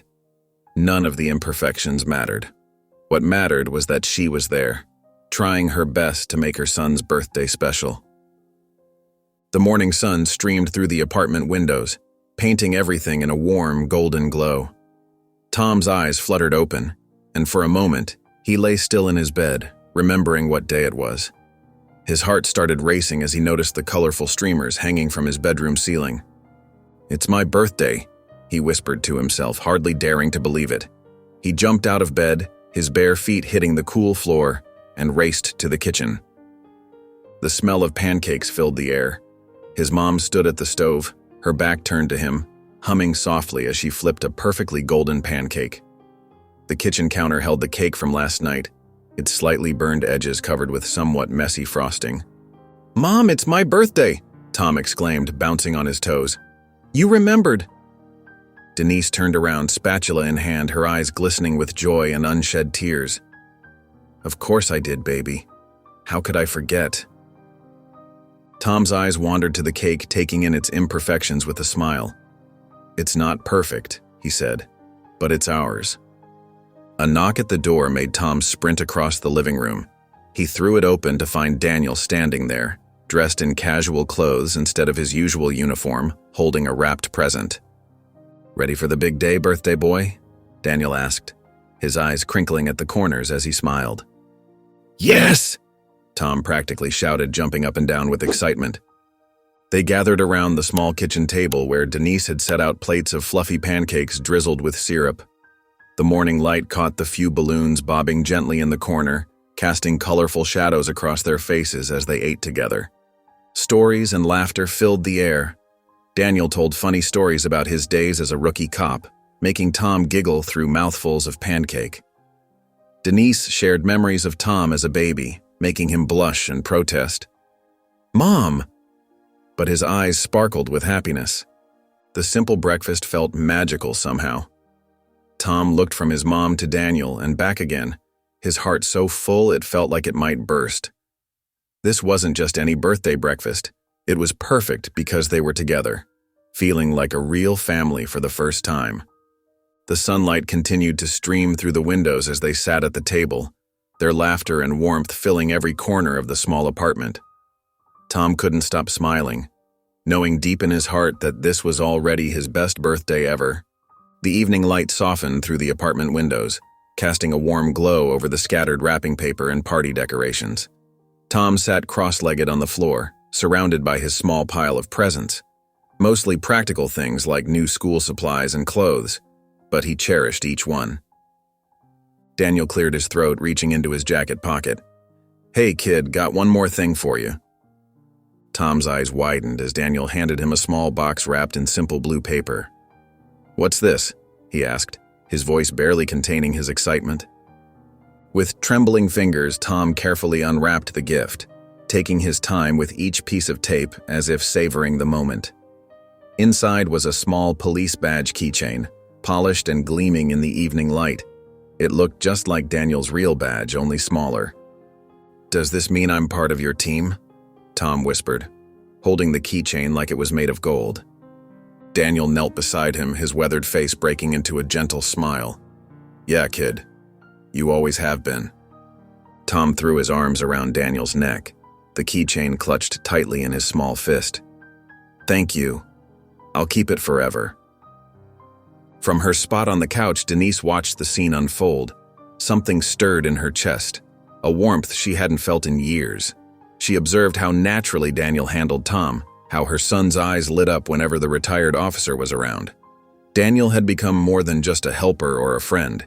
He was the father figure Tom had always needed. Tom held up the keychain to catch the light, his smile so wide it seemed to fill the whole room. Denise's eyes met Daniel's over Tom's head, and they shared a quiet look of understanding. Their unlikely little family had finally found its peace.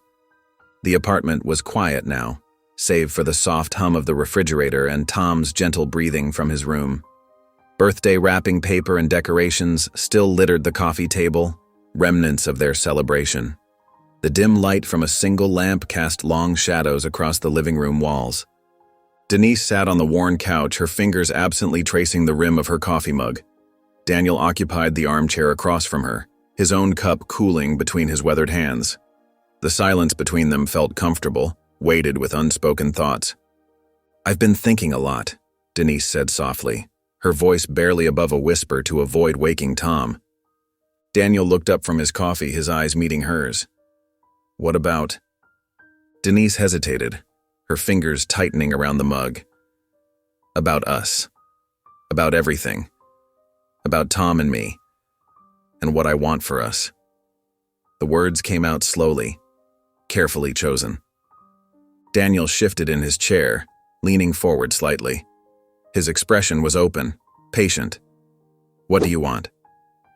Taking a deep breath, Denise looked down at her hands.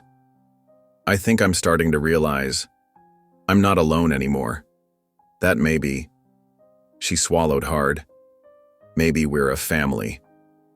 A warm smile spread across Daniel's face, reaching his eyes. He reached across the coffee table, his large hand covering her smaller one. We are, Denise. Tears welled up in her eyes as she shook her head. You don't have to say that, Daniel. You don't have to. But I do, Daniel interrupted, his voice gentle but firm. Because it's true. You and Tom are my family now. The words hung in the air between them, honest and real. In Tom's room, they could hear him shift in his sleep, completely unaware of the conversation taking place. Denise and Daniel sat in companionable silence, both understanding that they'd found something neither had expected. A family, pieced together by circumstance, but bound by love. Morning sunlight streamed through the apartment windows, painting everything in a warm golden glow. The smell of fresh coffee and toast filled the air, mixing with the sounds of Tom's laughter as he played with his new birthday toys. Denise stood at the kitchen counter, humming softly as she prepared breakfast. Her movements were more relaxed now, confident in a way they hadn't been before. The weight of constant worry that used to sit on her shoulders had lifted, replaced by something lighter, more hopeful. Daniel sat at the kitchen table, his coffee mug warming his hands as he watched Tom zoom around the living room with his new toy cars. His retirement badge sat in his pocket, but he didn't miss the force, not when he had found something more meaningful right here. Tom's excited voice broke through the peaceful morning atmosphere. Mom! Mom! Look what I made! He came running into the kitchen, clutching a piece of paper in his small hands. Denise turned from the counter, wiping her hands on a dish towel. She knelt down to Tom's level, her face brightening. What is it, sweetheart? Tom thrust the drawing forward proudly. It was done in crayon, bright colors sprawling across the white paper. I made this for you. It's beautiful, sweetheart, Denise said, her voice soft with emotion as she studied every detail of her son's artwork. Tom beamed at her reaction, then spun around to face Daniel. Look, Daniel, you're in this one too. He bounced over to the table, pointing at the figures in his drawing. Daniel chuckled warmly, leaning forward to get a better look. Am I now? Yeah. Tom nodded enthusiastically. See? That's you right there, next to me and Mom, because you're always with us. Daniel's eyes met Denise's across the room, sharing a moment of understanding. Tom's innocent words carried more truth than he knew.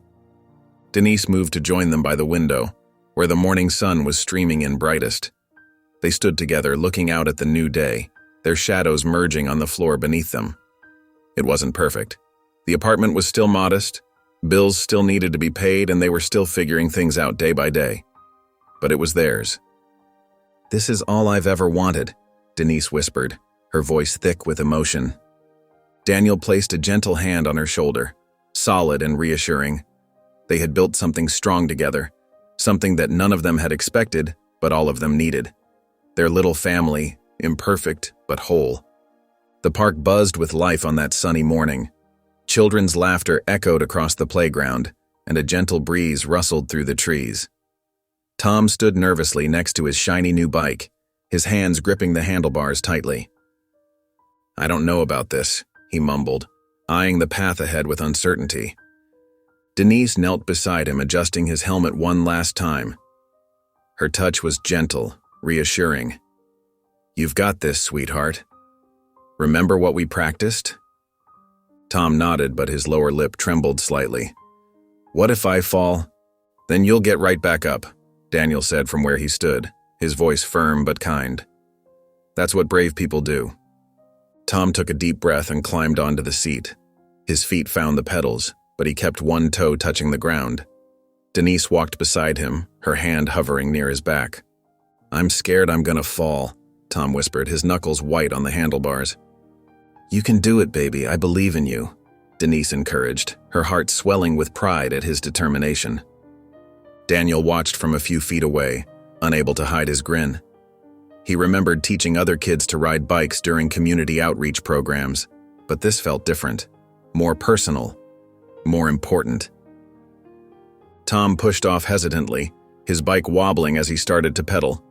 For a moment it seemed like he might tip over, but then something clicked. His balance steadied, and the bike moved forward smoothly. "Look, Mom, I'm doing it!" Tom's voice rang out with pure joy. Denise clapped her hands, tears pricking at her eyes. "That's it! Keep going!" Tom made a wide circle, gaining confidence with each rotation of the pedals. His face lit up with the biggest smile they'd seen in weeks. Finally, he pulled to a stop in front of Daniel, practically bouncing with excitement. "Did you see that, Dad?" The words tumbled out naturally, filling the space between them with unexpected warmth. Daniel's heart skipped a beat, and for a moment he couldn't speak. He swallowed hard, fighting back the emotion that threatened to overwhelm him. When he found his voice, it was steady but full of feeling. "I did, kid. I saw everything." Denise walked over to join them, her eyes meeting Daniel's. In that quiet moment, as they watched Tom push off again for another ride, they both realized how far they'd come. This simple morning at the park represented everything they never thought possible. A family, whole and healing, built from broken pieces into something beautiful. Tom rode ahead on the path, wobbling occasionally but never falling, his laughter floating back to them on the breeze. The evening light filtered through the apartment windows, casting a warm glow over the living room. Birthday balloons still bobbed gently in the corners, and new family photos lined the shelves. Snapshots of moments they'd created together over the past months. Tom sat between Denise and Daniel on the worn couch, still buzzing with energy from his successful bike ride earlier that day. His eyes darted between the two adults, a contentment in his expression that hadn't been there before. "You know what?" Tom's voice was soft but certain. Denise turned to him, raising an eyebrow. "What?" Tom looked at Daniel first, then back at his mom, his face breaking into a wide smile. "I think you guys are the best parents ever." Denise's breath caught in her throat. She pulled Tom close, pressing a kiss to the top of his head. "You're the best son ever," she whispered, her voice thick with emotion. Daniel chuckled, but there was a catch in his voice that betrayed how deeply Tom's words had touched him. "Yeah, kid, I think you might be right." Tom shifted in his seat, turning to face Daniel directly. There was a moment of hesitation, barely noticeable, before he spoke again. "Dad?" The word hung in the air. Denise froze, her hand still on Tom's shoulder, uncertain how Daniel would respond. She watched as Daniel's expression softened, a smile spreading across his face. Not his usual quick grin, but something deeper, more meaningful. "Yeah, kid," Daniel said quietly. "That sounds about right."